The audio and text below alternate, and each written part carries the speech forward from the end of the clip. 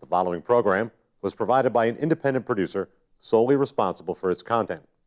The opinions expressed do not necessarily represent the views of this station, its staff, board of directors, or underwriters.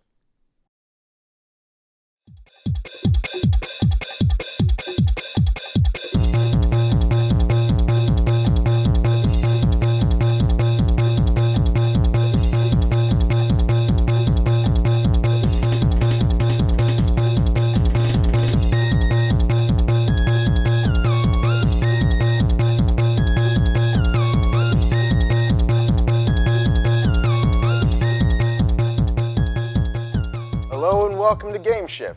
I'm Ethan Davis, and along with the main man, Bill Sheehan, as always. Bill, we got a lot of stuff to discuss today. What do we got? Definitely. I mean, you brought some Street Fighter knowledge. Street Fighter 5. This is our second show, 5. So we got a lot to talk about with, of course, Street Fighter. So let's see what the intro looks like, anyways. All right. What's included in Street Fighter and what's missing? I know the single player was lacking and some of the other things. That's putting it lightly. Well, let's see. All right. Well, if like the emphasis is, I guess, as always, multiplayer and whatnot. So I mean, if you're big into online one-on-one fights and stuff like that, I mean, not even like the living room, multiplayer era is, bygone at this point, you know what I mean? So a single player, a guy like me, I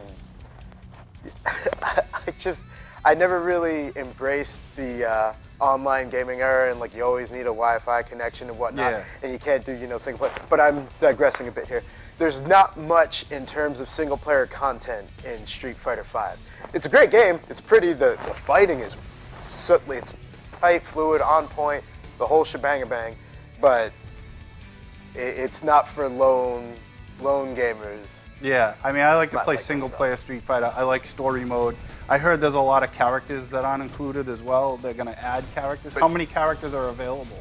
Oh, there's a ton out of the box. Okay. There's even a bunch from, which kind of threw me off, there's a bunch from the Street Fighter Alpha series. Okay. There's Rainbow Mika. There's those are my favorite. There's a bunch, Alphas. but she's the standout because she's just so outlandish looking. Yes. But no, there's a bunch out of the box. So, and that's cool. But that's another thing you mentioned. There's more coming out with DLC packages. That's another thing I don't like. The DLC era, Exactly. That's what I pay $10 or whatever a month to get the rest of the game. Yeah, and that was my point with Battlefront. They released the game, and then I played the 8 levels, and then I like playing multiplayer with Battlefront, but I don't want to be bound to it. I like more to the game to be included. And if I'm paying $60 for a game, I expect the story mode to be included in it and a finished product on the release shelf. I just want there to be some, life in my games today, you know what I mean? And there isn't, it's storytelling isn't a thing anymore.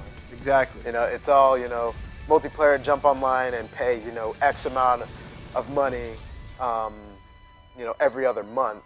For downloadable content that should have been included. The game. Yeah. Right. And most of the stuff you find is actually on the disc. It's just unlocked. I don't get it. So that was a pretty good trailer though, and it looks good. It's definitely a lot of fun. I was supposed to get some footage of it, but my PlayStation, for whatever reason or another, did not agree with the HD recorder that you let me use. So, oh yes, yeah, we'll get down. It was a whole process. So I just really need to, I don't know, get my own stuff. No, we'll figure it out. But I mean, Street Fighter 5, as far as the controls, it's definitely an upgrade from 4. Definitely, and if you've got the extra cash, I would definitely get it's the Street Fighter or Fight Pad Pro. I think it is. It's the one that's built like a Sega Genesis controller. Oh yes, you can't lose. Oh okay. It's a game-breaking controller. That's how good you'll become. It's the next best thing to actually getting the joystick and the right, because I like the 6-button configuration across. Yes. That actually has 4? No, 8 across, right? Is it? I think it actually could be 8. I don't remember. It's square, X, triangle, circle, whatever. Yep. And then there's R1, R2. Yeah, so I think it's 8. Okay, so a 8 bunch. straight across. So you can do light, medium, hard, and your special, which yeah. I don't like.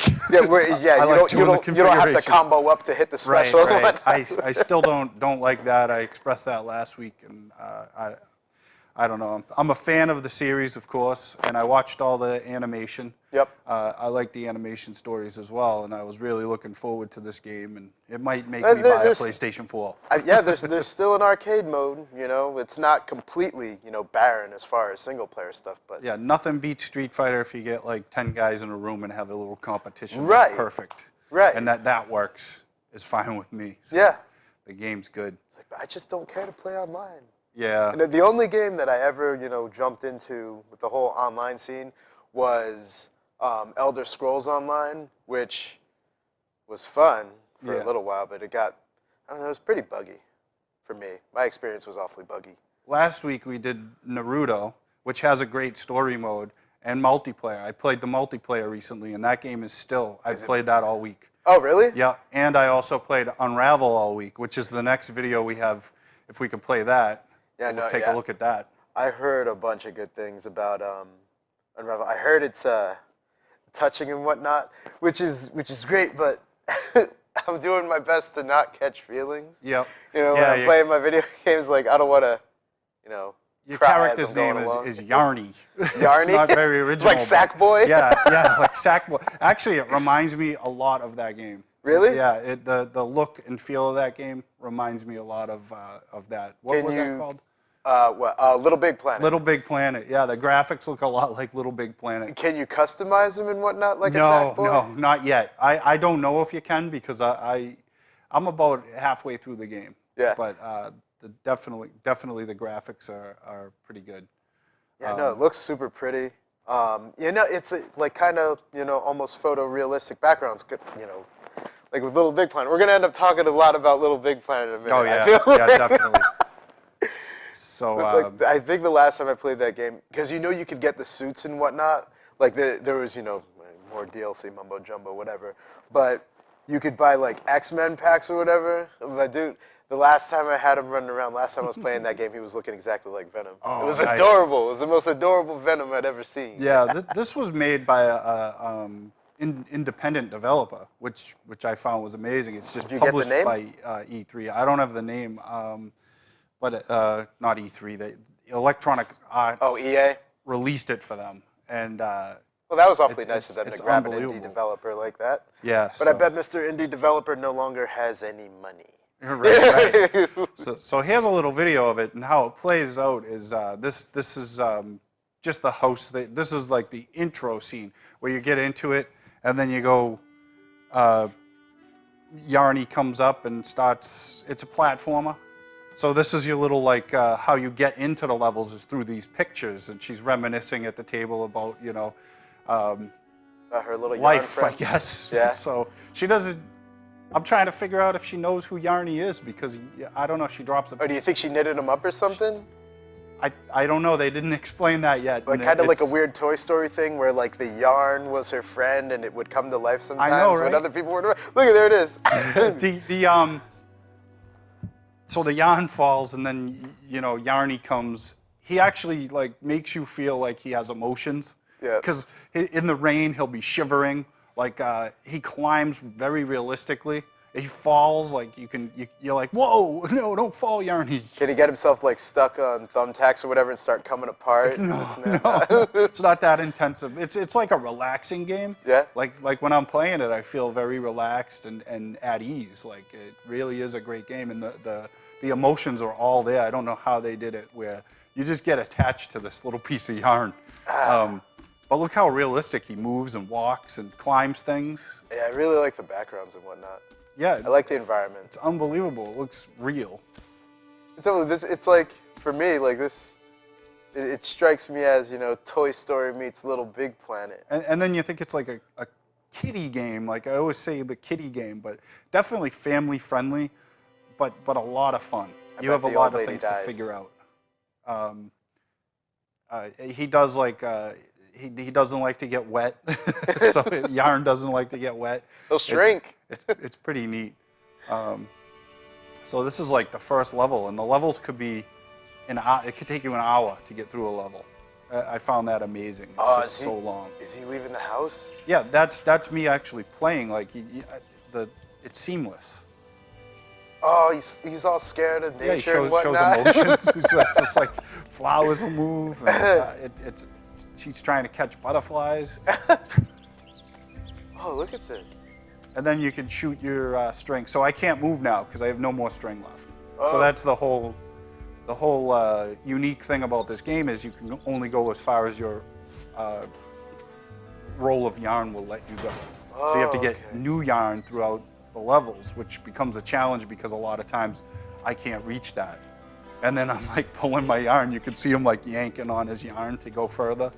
Can he do it? Like, does he have to, jump on something eventually? Yeah, you have to find the yarn and it extends you another so many yards or whatever as far as the yarn will go. It's telling me how to jump, and I took a second to figure that out. Does he bump into any physical confrontations? Oh yeah, with, the creatures or whatever. Yes. I don't want to ruin it, but he does. Yeah, there's definitely animals living in this world, and but real animals, like not made up stuff. So not like, you're not going to see a Crash Bandicoot or anything like that, anything animated like that. You bump into real animals. So stray cats and mice will be a big problem for him. Exactly, yeah. It's just a fun game. I've been playing this more than any other game this week since I downloaded it. You know what? He needs to take a few pages from Spider-Man book. Yeah, I know. He's running around, he's got all this He extra does, stuff. look. Spider-Man right here. Oh, there it is. Look at that. Get up there. There we go. Like it's swinging and stuff. There's a lot of switches you have to hit. You have to you can take your yarn and you can attach it to one side and then the other, and it becomes like a trampoline to get up further. So you have to figure all this stuff out. There's tractors in it that you have to figure out how to drop the hammer and get through it, retract the seat, hit the switch, pull the switch back. There's a lot. So one little spot could take you 15 minutes to figure out. That's why I'm saying it'll take you like an hour and a half to finish one level. You got to figure it all out and how it works. And then you also have to figure out in your head how yarn works with this, like how string would work to get you to the next level. It's crazy. There's hidden items throughout the game as well. Like throughout every level, I think there's 5 hidden items that you can try to find. And they're just little yarn pins. I'll definitely be giving that a look at some point. Yeah, definitely. So anyway, that should be the end of our clip because I don't want to ruin the game for anybody. It's just so fun. I don't want to show them how to get by any of the hard levels. Yeah. But you could take your own approach to the game and just figure that out. Now I really want to play Little Big Planet. I know. Well, I mean, I really want to play that too, but now I really want to bust out the PS3. Little Big Planet was just so good and well done, and the same type of thing. Like you really get drawn into it. So. Yeah, absolutely. I like the narrator. Yeah. There's you find these little bubbles over here, I know. I gotta go back to some of those games now that I have a PlayStation now. I just have the PlayStation TV, which is actually a very unique device that I've enjoyed. I got it for my son for his birthday, and I played it more than him. I already beat what's the Uncharted. Yep. I beat that. Played the first one. Now I got to go to the second one. So none of those games ever really did anything for me. Yeah. I have to be honest. The only Uncharted game I ever played was I think the one that came out for Vita a few years ago. Didn't even beat it. I got stuck somewhere and I was like, I don't care enough to beat this game. Yeah. I get that way sometimes as well, but the frustration, and then I shelf the game, and then months later I'll be like, oh, the next one's coming out. I got to beat this one. Yeah. So. Well, no, with games I like, like Assassin's Creed and whatnot. Sooner or later, I'm going to finish them. Yeah. But I tend to get sidetracked. Ever since I've been old enough to, have a job and make money, I've always bought games, right when they come out. At game season, you know what I mean? From August to December, all the really good games are coming out. And I used to get, 3 at a time. And I'd play half of one, then half of another one, and then I have a slew of unbeaten games. Oh, yeah. I got quite the shelf now. Plus, I'm downloading more games now. Yeah, me too. I like the idea of downloading the games and just owning them forever as long as I have that system. But for me, it depends. I have to know that I'm not going to trade that game in the future because I'm kind of with the CD heads, you know what I mean, from the 90s who, when digital started coming out, MP3 and whatnot, they're like, no, I'm still getting the physical copy, blah, blah, blah. And, when I started, being able to get my own stuff, I was strictly an MP3 guy, stuff like that. But now I'm finding myself in the, the CD heads situation from the 90s where I'm the guy like, no, I still want my physical copy of my video game and whatnot, so. I just think that they need to find a way to bring the prices of the game down for digital download, because they don't have to package it, they don't have to put it in the store, they don't have to pay the marketing, they don't have to print an instruction booklet or the media. It should go back to $49.99, like it was before, the 360 PS3 and Wii generation came out. Exactly. I think the most expensive game I ever bought was still The Legend of Zelda when it first came out. I think it was $99 because it had a battery in it. Man. But anyway, moving on here, we have Dirt Rally. I'm psyched about this game. It's always been a very, very good franchise. The graphics are incredible. Look at the terrain. I think you saw this video? Or? I saw a trailer of it, I think a week or two ago, and it looks really cool. The one, which installment was that? I think it was Dirt 2, where it has like a demolition derby mode and whatnot. Like that was really cool. But that was, again, I only played the demo. I never actually got around to buying the actual game. But it's something I've always wanted to check out. But when you've got games like Forza on the market and stuff like that, it's hard to chump change. But it's not really chump and change because they're really these dirt rally games are really good. Yeah. And very well detailed, and almost on par with a Forza Motorsports. Right. So I love Forza. That too. That's my go-to racing game. Always has been. I love both of them. I like the Forza, the regular Forza, and then I love the Horizon series too. Yes. Because it takes you right off. Off the track. And you can go wherever you want and whatnot. It's like the barn finds and the car challenges that you can do. I love that stuff. There's tons to those games. Wasn't there a game where you could travel across the country? Yeah, I don't remember what it was, but I don't think it ended up Horizon. being. Was it? Yeah, it made you go across the whole continent at one point, and you drive from one point to the other. Yeah, maybe that could have been it. I thought it was. Yeah, that could have been it. I thought it was the club or whatever. Oh yeah, I played that as well. Yeah, that's a great game. So the club, I played some of the game, but I didn't get into it where. I also heard it was like bad and buggy and whatnot. So the concept was really cool. Driving across the country. Well, it wasn't the entire country. It was like New York City, Las Vegas, the big name cities and stuff like that. They made it where it was like seamless. Yeah, and you could actually just keep driving forever, and there was no loading. They did a good job with the world. I can't wait to see. Maybe they'll come out with a Club 2 sometime. Or what was it called? Was it the Club? I think it was. I think they'll come out with a Club 2. It'll be excellent. This is my excitement right here. Far Cry Primal. Far Cry. This game is looking really good. It starts off with this, and it says, "This is how Ubisoft does the Stone Age." You see, but what, I want to know, what its lasting appeal will be. You know what I mean? Because they're going way backwards. Oh yeah. As far as Far Cry games go, because there's guns this and guns that, and upgradable guns and cars. But this, you have to hoof it. You have to walk a lot. You can ride a bear. Yeah. Or an elephant. I don't know how much you have to walk because you could just ride your bear to the next location. I think. I don't know. Right. But I do like that. I guess you're gonna have to get a bow and arrow right off the bat, and that was my favorite. I think that was next to the flamethrower because the flamethrower could burn everything. It could burn trees and landscape and whatnot. But yeah, my first favorite piece of weaponry was the bow and arrow.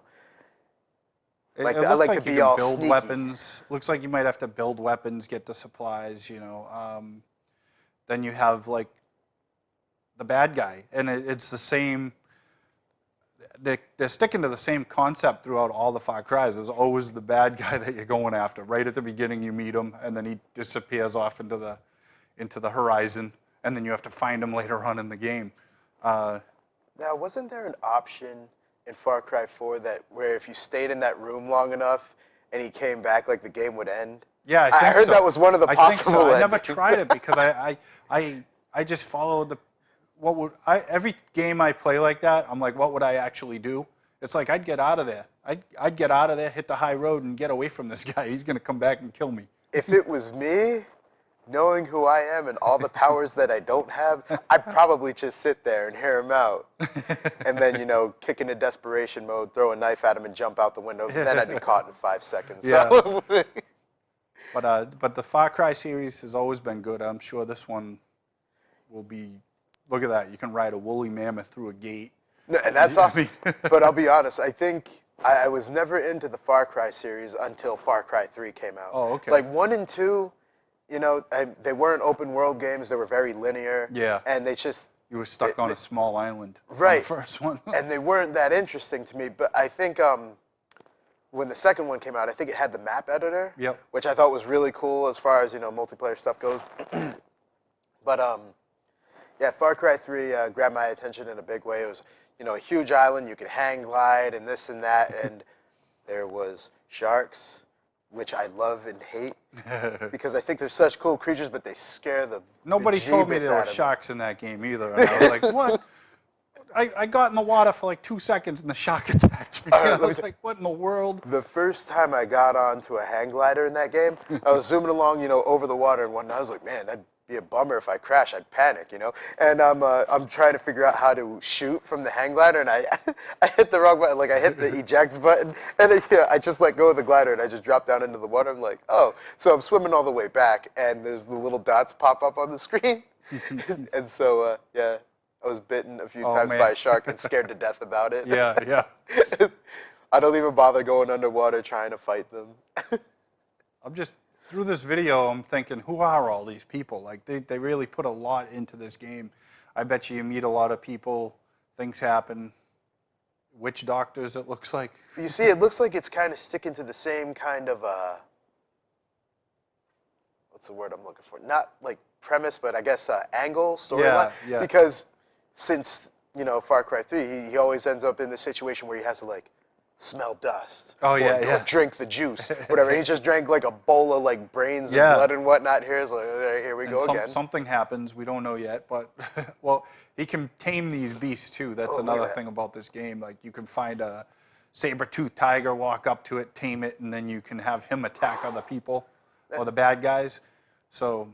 Oh, there's little alligators in it too? Again? yeah, but I mean, it does look good. It just looks, I'm pretty psyched for it. Now, where is it supposed to take place exactly? Because I'm seeing like a whole mess of animals from many different continents. Areas, like, yeah. I'm seeing mammoths, saber-toothed tigers, the weird-looking prehistoric alligator things. Yeah.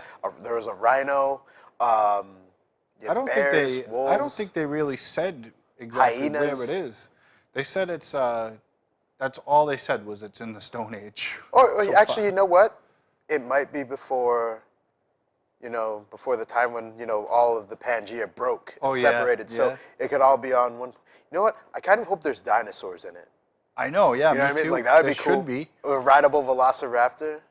Oh, yeah, I So- know, that'd be awesome. Put a saddle on that and just rule the world. Rideable stegosaurus. Mountable, rideable, I don't know. This is the best Ghost Recon I've seen in a while. I'm really excited for this game. Have you seen this video yet? Oh, no, I haven't seen any videos on it yet. I've just seen still images, and I actually read the other day that the Ubisoft team worked with Bolivian special forces and whatnot to like give the game more authenticity and whatnot. So I'm interested to learn more about that. I'm interested to see how this plays out here. Right here, this video, I just happened to, I went to Ubisoft online and I was looking up, games that are coming out soon. I was actually looking up Far Cry Primal to see if I could find anything more out about it because I wanted to know exactly what the story was about. And I stumbled upon this Ghost Recon. I didn't even know it was coming out, and I'm just like, this looks incredible. Huh. So this is, it's the new Ghost Recon that you basically parachute and land wherever you want. And then you have like objectives. You don't have to do those objectives, and it's multiplayer.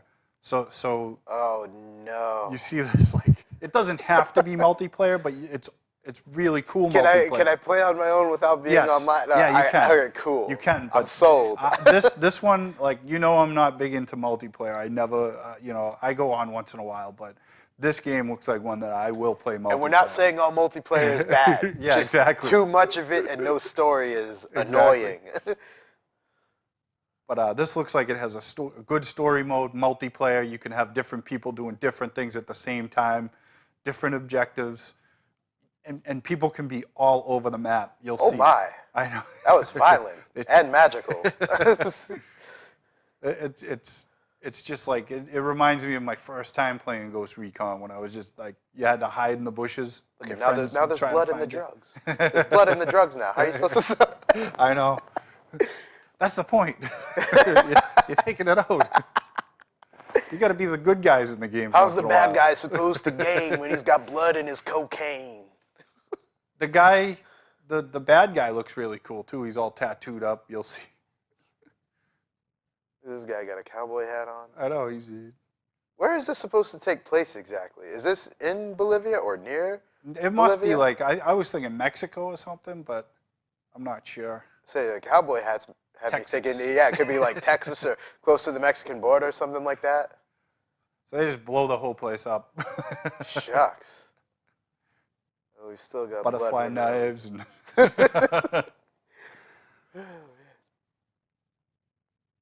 Oh, he ain't gonna be in Rush Hour 3. Yeah, you just gotta keep. Like you we got a little drone your attack tech here. going. Oh yeah. He better have that thing registered. I'm telling you, man, it's like the ultimate in skeet shooting. But the graphics look incredible, and like I said, this will be a multiplayer game I play. I'm gonna play multiplayer on this thing. Maybe I will if I need to learn a little more about it because this is the first time I've seen any footage of it. Yeah. And it looks cool. Yeah. But so does the Division, and guess what the Division's trying to do with all their multiplayer Yeah. mumbo jumbo. Again, it's not a bad thing to like multiplayer. It's a bad thing to sell a strictly multiplayer game with nothing else I to really it. wish Battlefront had some more single player aspect to it. All they had to do to that game was say, okay, let's take the old games and make them new with better graphics. But you know what? I'll keep that game forever. Yeah, me too. Because I love Star Wars. Yeah, it's the only game in town. It's the only fish in the pond. So, what are you gonna do?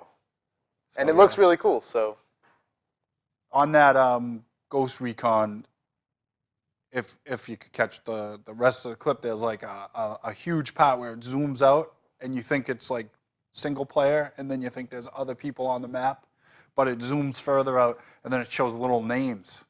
So it's like those guys are all playing the game as well. They're all in on your world. team. Ah, okay. So they don't have to be on your team, but they can be in the same world that you're playing in. So wait, is it just like the Division in the wild? Or, the Division away from New York or something like that? Like a Division reskin? I don't feel like it'll be like the Division. I feel like it'll be more like the original Ghost Recon. So it's more like a Army game. Like I forget what it was. It was a free game that the Army made. It was just called Army, and it seems like it's kind of like that. It's like. Have you played any of the Ghost Recon, the newer ones? Future Soldier. Future Soldier for It's a like little that. Same as that, but I think more multiplayer. Oh, all right. And single player. I mean, you could definitely. I'm sure they're thinking of that, the single player aspect. You don't have to join people if you don't want to. Oh, okay. So. Well, I'll be keeping my eye on it. But Oh yeah. that is our show for this week. Join us next week when we're discussing, what was it? We discussed some of it today, but we want more Far Cry Primal. Yep, we'll get maybe a review on that. Yeah, and then More than likely. And then I'm hoping for maybe like Rocket League Soccer. Rocket League? That came out for PlayStation, and now it's on the Xbox One. I want to try that. Sounds good. That looks good. See you next week.